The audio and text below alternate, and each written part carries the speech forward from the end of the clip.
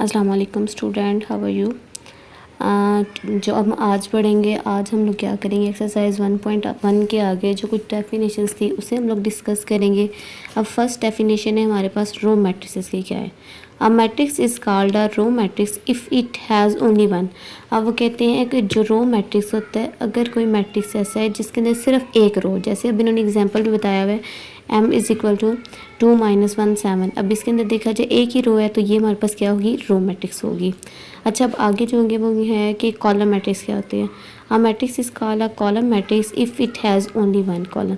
Same उसी तरह definition है कि जिसके अंदर हमारे पास एक कॉलम होगा वो हमारे पास क्या होगा, कॉलम मैट्रिक्स होगा। जैसे इसकी एग्जांपल भी कुछ उन्होंने इस फॉर्म में दी हुई है।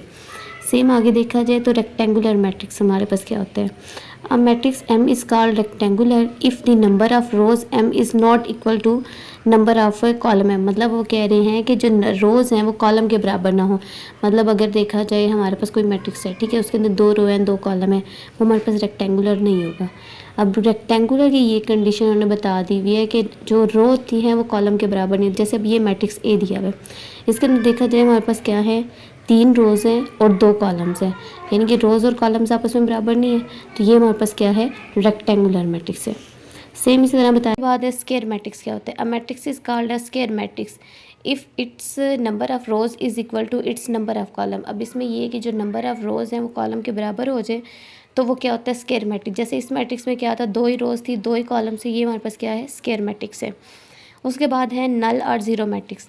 अब ज़ाहिर बात है नल है तो उसका मतलब ये है कि सारी ही अगर इसके अंदर एंट्री ज़ीरो आ जाएंगी वो हमारे पास क्या होगा, नल और ज़ीरो मैट्रिक्स होगा।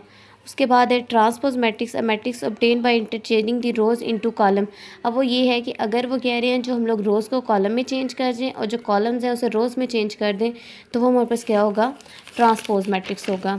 जैसे अगर हमारे पास कोई एक मैट्रिक्स है, चले खुद से अगर हम लोग लेते हैं, suppose A is equal to 5 4 3 9 ले रही है, ठीक है।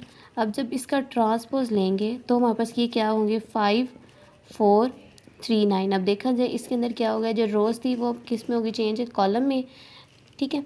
सेम हम लोगों ने इसमें अंदर यही चीज़ देखनी थी। उसके बाद आगे था हमारे पास क्या है, नेगेटिव मैट्रिक्स क्या होता है। Let A be matrix then its negative minus A is obtaining by changing the sign of all entries of A. मतलब यहाँ पे ये है कि अगर हमारे पास देखा जाए ये मैट्रिक्स था A1 - 2 3 4 है, ठीक है। इसका नेगेटिव क्या बनेगा, जहाँ पे प्लस है उधर माइनस हो जाएगा, जहाँ पे माइनस है उधर क्या हो जाएंगी, प्लस हो जाएंगी।